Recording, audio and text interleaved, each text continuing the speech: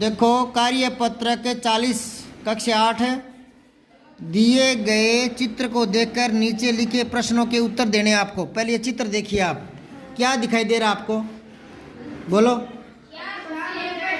4 बच्चे, लड़का और लड़कियां, है ना, पढ़ रहे हैं। हाँ, एक दिव्यांग है, विकलांग है। विकलांग लिखो, ऊपर लिखो खाली जगह में विकलांग, छोटी वी के ला के ऊपर बिंदु और गे गमला, विकलांग। दोबारा बोल रहा हूँ, वी के ला ऊपर बिंदी और गे, विकलांग। नीचे इसके लिखो दोबारा से छोटे अक्षरों में विकल, विकल प्लस में अंग, विकल प्लस में अंग, समझ गए? तो वी के ले के आगे ए है ना, ले के आगे ए है ना, किसी को पता नहीं है तो अगर ऊपर एक अक्षर लिख लो के आधा ले या अणे कल्याण, के आधा ले या अणे कल्याण। अब मुझे ये बताओ, कल्याण में जो ले दिख रहा है ले, उसमें ए है क्या? नहीं है ना? नहीं। तो फिर यहाँ तो विकल्प में तो ए है, क्योंकि ये तो पूरा है। तो ए के आगे ए जुड़ता है तो आ बन जाता है। ये रहा आ, ये रहा आ, विकलांग। समझ गया क्या? इसमें दीर्घ स्वर संधि है। कौन सी संधि है? हाँ, बड़ी दी दैदवात, बड़ी दी और घे घड़ी के ऊपर रह, दीर्घ, दीर्घ स्वर संधि। स्वर आधा से वैर स्वर संधि, से ऊपर बिंदी छोटी धी संधि, दीर्घ स्वर संधि। ठीक है ना? ये बड़ी क्लासों में काम आएंगे, यहाँ बता देता हूँ। अब देखो विकलांग किस लिए कहते हैं और विकलांग का अर्थ क्या होता है, अर्थ बताने के लिए। तो विकल प्लस में अंग, अंग तो समझ गए, शरीर के अंग, हाथ पैर आँख नाक कान ये सारे अंग है, शरीर के अंग। विकल होता है जो सही हालत में नहीं हो, है ना, जिसमें कमजोरी हो, तो विकल अंग। जैसे कोई हाथ टूटा है या कोई पैर में गड़बड़ है ना, जिसका शरीर का अंग सही नहीं है, उसको बोलते हैं विकलांग, विकलांग। समझ गए? आजकल इसके लिए एक नया शब्द प्रयोग में आने लगा है, उसको बोलते हैं दिव्यांग। ठीक है ना? क्या बोलते हैं? दिव्यांग। दिव्यांग यहाँ लिखा है, ये देखो दिव्यांग। अब आप दिव्यांग की संधि करके बताओ, बताओ करो, दिव्यांग की संधि करो। हाँ, दिव्य प्लस में अंग, ए और ए आ। तो वो विकल कहने से थोड़ी मानसिकता में नेगेटिविटी आ जाती है, इसलिए उसकी जगह दिव्य कर दिया, दिव्यांग, दिव्यांग कहने लगे। ठीक है ना? अच्छा, अब समझ गए दिव्यांग बच्चे कौन से होते हैं? जिनके हाथ में या पैर में या कहीं और थोड़ी आंखों में या कोई शिकायत होती है ना, मतलब ढंग से प्रॉपर वो अंग काम नहीं कर रहा होता है, या तो बचपन में या तो बाद में कोई घटना हो जाए, या किसी को कोई पोलियाग्रस्त हो जाए, या बचपन से ऐसे हो जाए, तो उन बच्चों को विकलांग कहते हैं। ठीक है ना? जो ढंग से सारे काम सामान्य आदमी की तरह न कर सके, सामान्य बच्चे की तरह जो जिसके अंग काम न कर सके, उनको कहते हैं दिव्यांग बालक। समझ गए? इतनी जानकारी मिल गई? अब आओ ध्यान से सुनो और अपना दिमाग लगाओ। दिव्यांग बच्चे भी समान अवसर मिलने पर सामान्य बच्चों की तरह ही कार्य करने में आत्मनिर्भर हो सकते हैं। क्या यह सही है? क्या तुम इस बात से सहमत हो? सोचकर विचार लिखो, बताओ। अगर विकलांग जो दिव्यांग जो बच्चे हैं, उनको सामान्य बच्चों की तरह अगर थोड़े अधिकार दिए जाए, या उनका ध्यान रखा जाए, या उनको समान अधिकार मिले या समान अवसर मिले, तो क्या वो सामान्य बालकों की तरह आत्मनिर्भर हो सकते हैं? हो सकते हैं। बताऊं कैसे? पहली बात तो ये है कि जो दिव्यांग बच्चे होते हैं ना, वो सामान्य बच्चों की तरह चलो नहीं दौड़ सके, मानते हैं बात को, ठीक है ना? अगर एक पोलियोग्रस्त है तो सामान्य बालकों की तरह दौड़ नहीं जीत पाएंगे, ठीक? अच्छा, किसी के हाथ में कुछ है तो वो ज़्यादा वजन नहीं उठा पाएगा, ठीक? पैर में है तो ढंग से खड़ा नहीं हो पाएगा, ठीक? इतना तो है ना? इस चीज़ को छोड़ो, बात यहाँ आई है आत्मनिर्भर है। आत्मनिर्भर तो हो सकता है। आत्मनिर्भर किसको कहते हैं? जो अपने पैरों पर खड़ा हो।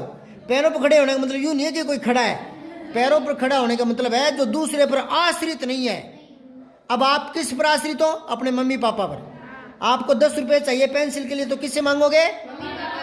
अच्छा, मैं मम्मी पापा से मांगूंगा क्या? नहीं। मैं आत्मनिर्भर हूँ। क्या हूँ? मैं अपना खुद खर्चा उठा सकता हूँ, अपने परिवार को पाल सकता हूँ, अपनी आवश्यकता की पूर्ति कर सकता हूँ, तो मैं आत्मनिर्भर हूँ। जो अपनी आवश्यकता की पूर्ति खुद कर सके वो आत्मनिर्भर कहलाता है। अभी आप आत्मनिर्भर हो क्या? नहीं। तो अब ये बताओ, यहाँ प्रश्न आया कि जो दिव्यांग बच्चे होते हैं उनको अगर समान अवसर मिले, यानी उनकी उपेक्षा ना हो, निरादर ना हो, है ना, उसको उनको दुत्कारा न जाए, उनको सम्मान दिया जाए, आदर दिया जाए, ठीक है ना, तो फिर ये अवसर भी समान मिलेंगे, तो वो आत्मनिर्भर हो सकते हैं। क्या? बिल्कुल हो सकते हैं। आजीविका नहीं कमा सकते वो अपनी? कमाते हैं भाई। देवेंद्र झाझड़िया का नाम सुना है? तो एथलीट है वो, और उसने भाला फेंक प्रतियोगिता में गोल्ड मेडल जीता था, और उसका एक हाथ है, एक हाथ कटा हुआ है, समझ गए? तो अब वो इतना बड़ा वो गोल्ड मेडल जीत के लाया है, तो आत्मनिर्भर तो है ही वो, अपनी आजीविका खुद चला सकते हैं ना। नहीं जीत सका क्या? वो जीता है ना।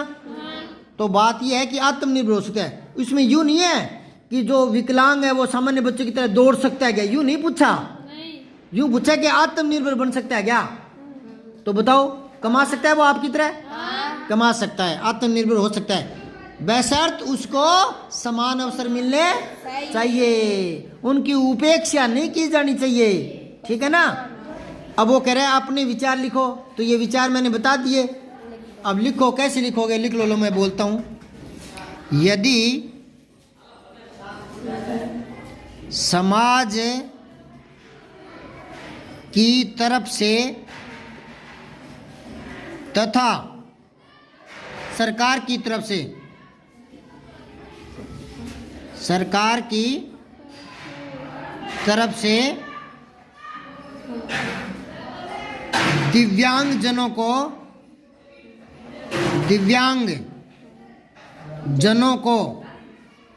लिख लिया क्या? दिव्यांग जनों को समान अवसर मिले बिना भेदभाव के, समान अवसर मिले, ब्रैकेट में लिखो बिना भेदभाव के, बिना भेदभाव के, ब्रैकेट बंद कर दो, समान अवसर मिले,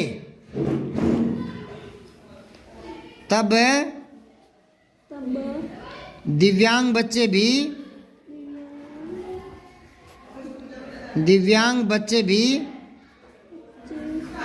आत्मनिर्भर बन सकते हैं।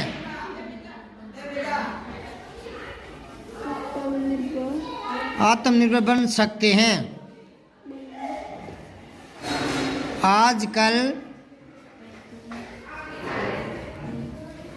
सरकारी नौकरियों में भी दिव्यांगजन कुशलता से कार्य करते नजर आते हैं।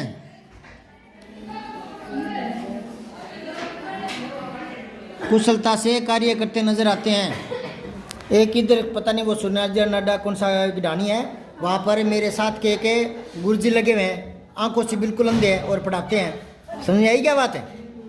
तो जो आंखों से भी नहीं देख पाते ना, उनके भी लिए पढ़ने के लिए ब्रेन लिपि होती है, ठीक है ना, वो पढ़ सकते हैं और पढ़ा सकते हैं। समझ आई बात है?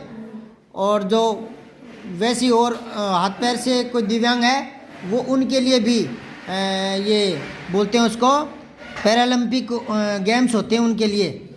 और ये एक जीके का प्रश्न है कि पैरालंपिक गेम की शुरुआत कब हुई थी?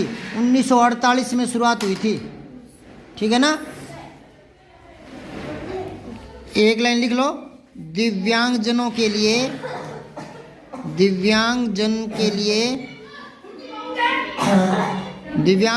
लिए 1948 से पैरालंपिक गेम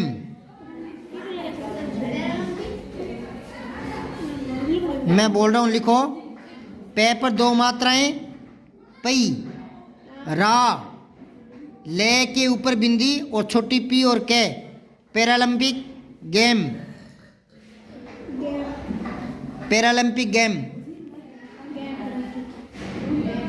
की शुरुआत हो चुकी है, की शुरुआत भी हो चुकी है। कब से? 1948 से। ठीक है ना। विभिन्न क्षेत्रों में जो दिव्यांगजन है वो उपलब्धियां हासिल कर रहे हैं। ठीक है। पैरालंपिक स्पेलिंग बोलूं क्या? PARALYMPIC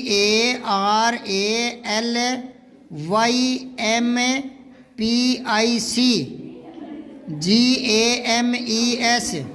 दोबारा सुन लो, PARALYMPIC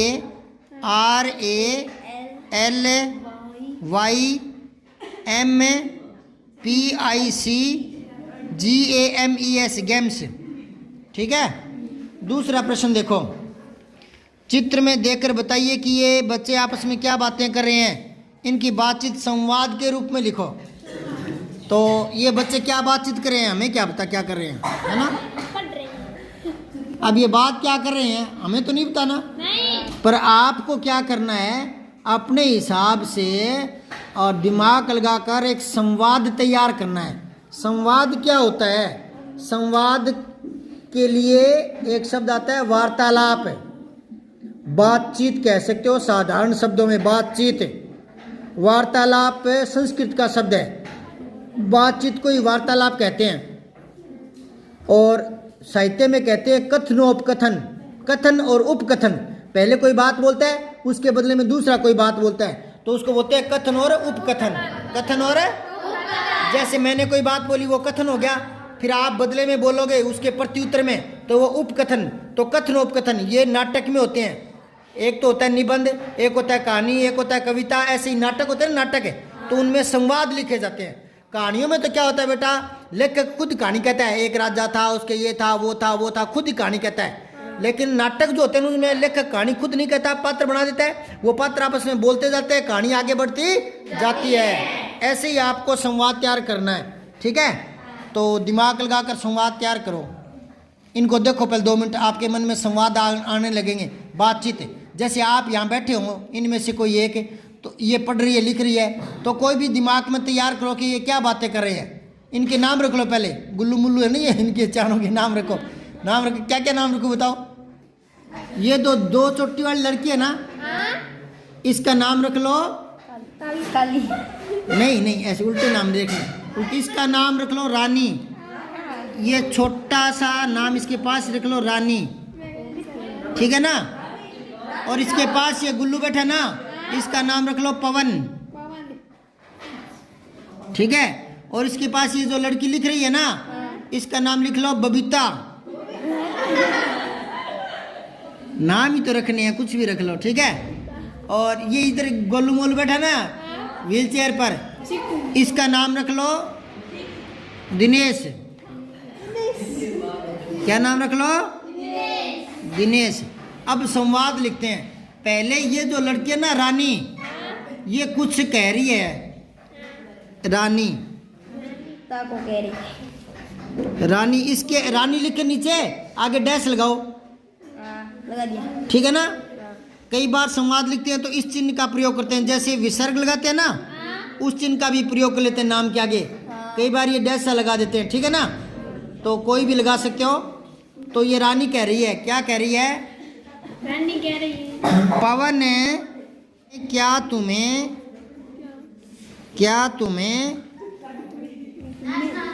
क्या तुम्हें 7 का पहाड़ा आता है?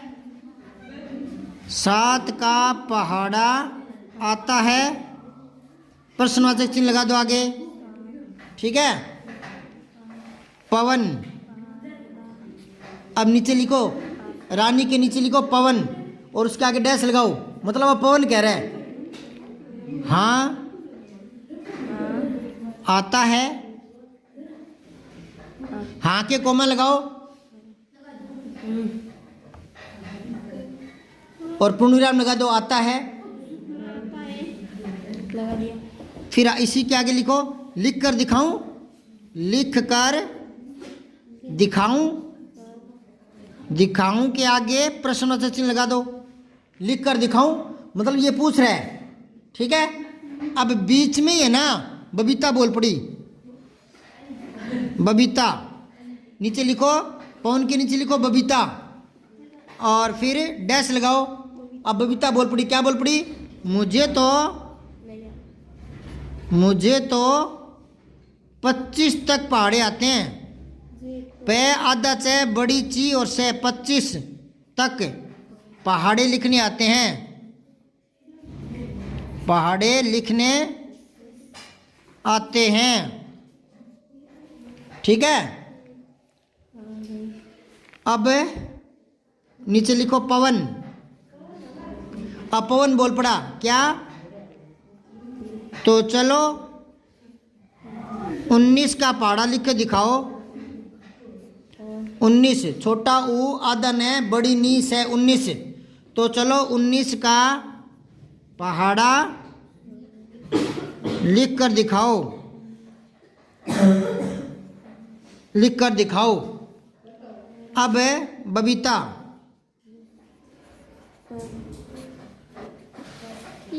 हाँ लिख सकती हूँ, हाँ लिख सकती हूँ। और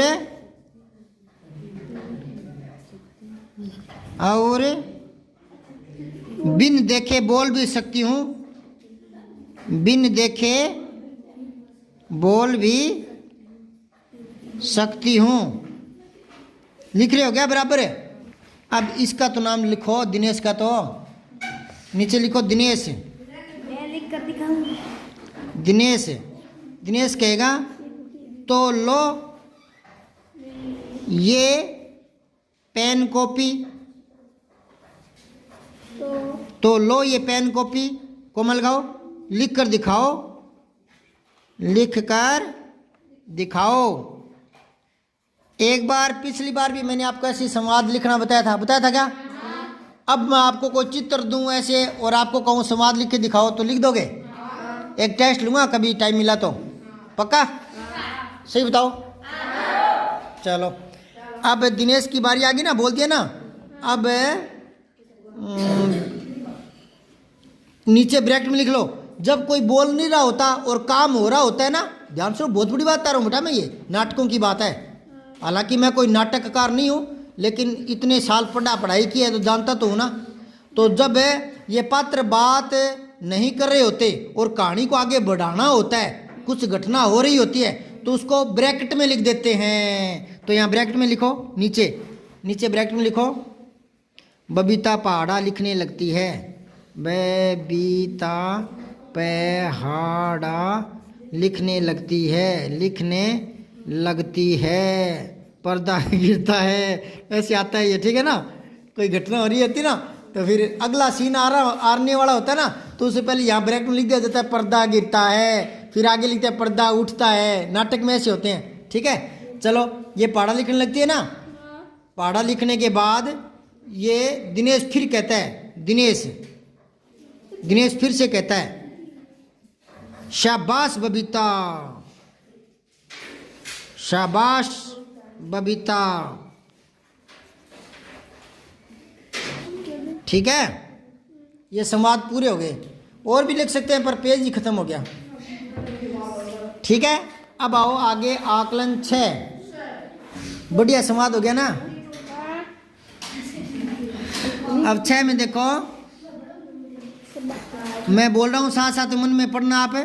आज लाखों वर्षों से असंख्य मनुष्यों को कर्म और सिफारिश के आधार पर स्वर्ग और नरक में स्थान अलॉट करते आ रहे थे, पर ऐसा कभी नहीं हुआ था। सामने चित्रगुप्त बैठे थे, बार बार चश्मा पोंछ उंगली में थूक लगा, पन्ने पलटकर रजिस्टर देख रहे थे। गलती पकड़ में ही नहीं आ रही थी।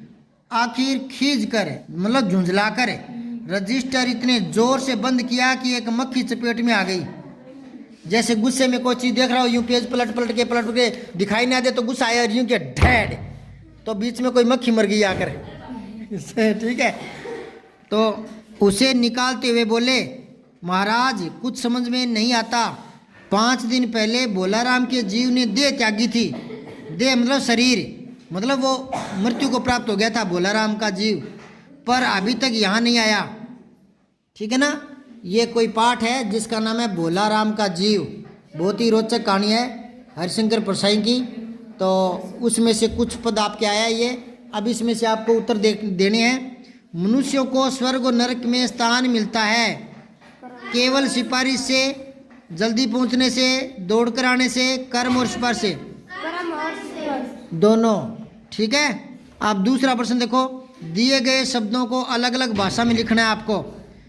खींचना, खींचना को क्या लिखोगे हैं? घर की भाषा में, मातृभाषा में जो घर पर बोलते हो। खींचे, खींचे। हम तो बोलते हैं चिढ़ना, चिढ़ना बोलते हैं। ठीक है। अच्छा, अंग्रेजी में क्या बोलोगे? अंग्रेजी तो मुझे कम आती है रो। अच्छा, मक्खी, मक्खी को घरेलू भाषा में क्या बोलते हो? माखी, माखी। चलो, और अंग्रेजी में क्या बोलते हैं? बी तो मधुमक्खी होता है बेटा। देह को क्या बोलते हैं? शरीर बोलते हो। गात बोलते हैं घरेलू भाषा में, गात है, शरीर ही बोलते हैं। चलो, अच्छा, अंग्रेजी में क्या बोलते हैं? बॉडी। Very good, BODY। सामने थे कि हैं? हमें, सामने। अच्छा, और अंग्रेजी में? अब आओ प्रश्न 3, दिए गए वाक्यों को सही क्रम में लिखिए। आया नहीं तक अभी यहाँ, अभी तक हाँ यहाँ अभी तक नहीं आया, यहाँ अभी तक नहीं आया। आता समझ नहीं मुझे कुछ, हाँ मुझे कुछ समझ नहीं आता, मुझे कुछ समझ नहीं आता, पूर्णविराम। फिर आ गई बकरी में बाड़ी, बाड़ी है ये, बकरी बाड़ी में आ गई, बकरी बाड़े में होता है, बाड़ी कर दिया। चलो, बाड़ी में आ गई, बाड़ा होता है ना बकरियों का। बैठे थे दादी जी सामने, हाँ दादी जी सामने बैठे थे, बैठी थी आना चाहिए था। चलो, अब है चौथा प्रश्न देखो, गद्यांश में आए निम्न शब्दों का अर्थ लिखो। त्यागना, छोड़ देना या बलिदान लिखो। छोड़ देना, छोड़ देना या बलिदान देना, ब्रैकेट में लिख लो। फिर है खींच कर, मतलब चिढ़ कर, चिढ़ कर या झुंझला कर, झुंझला कर। ठीक है। फिर असंख्य, अनगिनत, ए न छोटी गी न त अनगिनत।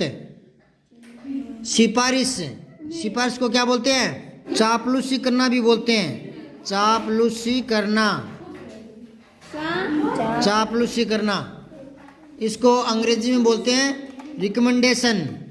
और संस्कृत का बहुत ही प्यारा शब्द है, वो लिख लो नीचे, संस्तुति। से ऊपर बिंदी, आधा से और छोटा तू और ती, छोटी, संस्तुति। ठीक है। पांचवा देखो, प्रदूषण दूर करने के लिए हम क्या क्या उपाय कर सकते हैं। प्रदूषण अगर हो तो क्या कर सकते हो अभी? अब ये प्रदूषण किस प्रकार का है पता नहीं, प्रदूषण कई प्रकार का होता है। तो अगर जल प्रदूषण की बात है तो गंदी वस्तुएं पानी में नहीं, हाँ पानी में जो गांव का जोहड़ होता है या तालाब होता है उसमें वस्त्र आदि उसमें नहीं धोएंगे। ठीक है ना, कचरा नहीं डालेंगे, है ना, और कचरा इकट्ठा नहीं होने देंगे।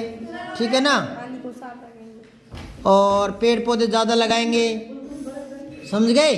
उससे वायु प्रदूषण नहीं होगा। एक तो लिखो, जल में गंदगी नहीं होने देंगे, गांव के तालाब में वस्त्र आदि नहीं धोएंगे, मवेशियों को उसमें नहीं जाने देंगे। मवेशियों, मैं बोल रहा हूँ कैसे लिखोगे, मैं वे छोटी सी शलगम वाला पहला शय, मवेशियों को तालाब में नहीं जाने देंगे। मवेशी, मैं वे छोटा सी और यो मवेशियों को तालाब में नहीं जाने देंगे। कचरे के ढेर नहीं होने देंगे। कचरे के ढेर गलियों में नहीं होने देंगे, गलियों में नहीं करेंगे, ठीक है ना। और पेड़ पौधे अधिक से अधिक लगाएंगे तो वायु प्रदूषण नहीं होगा ना। पेड़ पौधे अधिक लगाएंगे, ये लिख लेना, ठीक है। अब है छठा, निम्नलिखित के विलोम शब्द लिखने आपको। स्वर्ग का नरक, मृत्यु का जीवन, जन्म भी लिख लो भले ही, हाँ जन्म, जीवन का मरण होता है, ठीक है ना। और आखिरी का, आखिरी का उल्टा, पहला, शुरुआती भी लिख सकते हो, शुरुआती। अब है देरी, जल्दी, और फिर बंद करना, खोलना, और दिन का रात।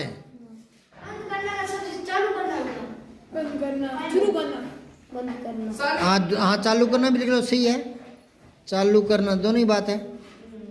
अब दरवाज़ा बंद किया तो दरवाज़ा खोल दिया, दोनों ही सही है। और वैसे ना कोई चीज़ को बंद करते हैं तो क्या वापस चालू कर दे, दोनों ही बात है। अब हमें पता नहीं है बंद करना किस अर्थ में कह रहा है, नहीं समझ गया, हमें क्या पता गेट के लिए कह रहा है या किसके लिए। फिर है सातवां, देखो, रिक्त स्थान की पूर्ति करो। तो आखिर रजिस्टर बंद कर दिया, खींच कर, बड़ी खींच है कर, ये ऊपर लिखा पड़ा है, ये यहाँ, ठीक है ना, हाँ खींच कर। फिर दूसरा है, देखा कि एक चपेट में आ गई मक्खी। फिर है 5 दिन पहले भोलाराम के जीव ने देह त्यागी थी, देह त्यागी थी। फिर वह तक यहाँ नहीं आया, वह अभी तक यहाँ नहीं आया। यह आकलन 6। अब गतिविधि है, ये गतिविधि देखो, आइए खेल, गतिविधि खेलते हैं।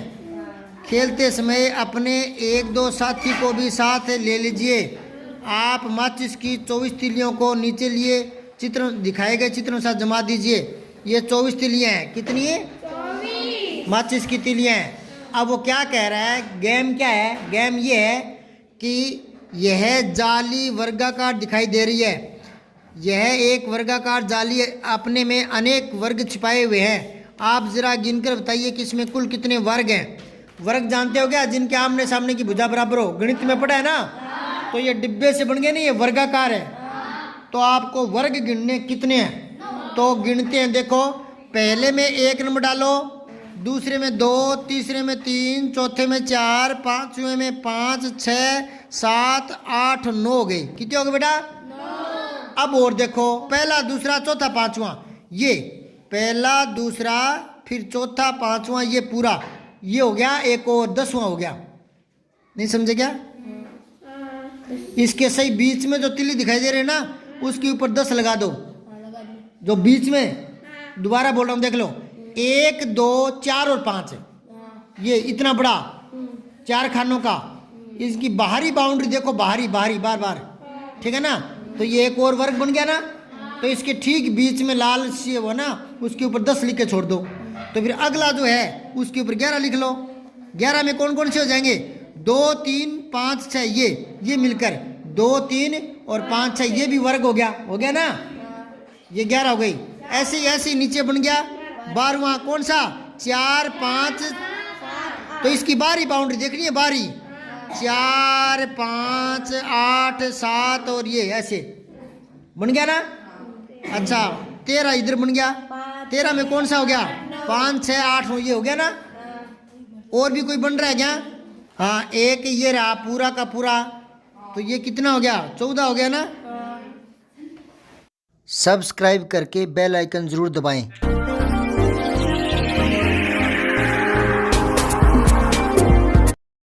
जय हिंद, विजय हिंदी।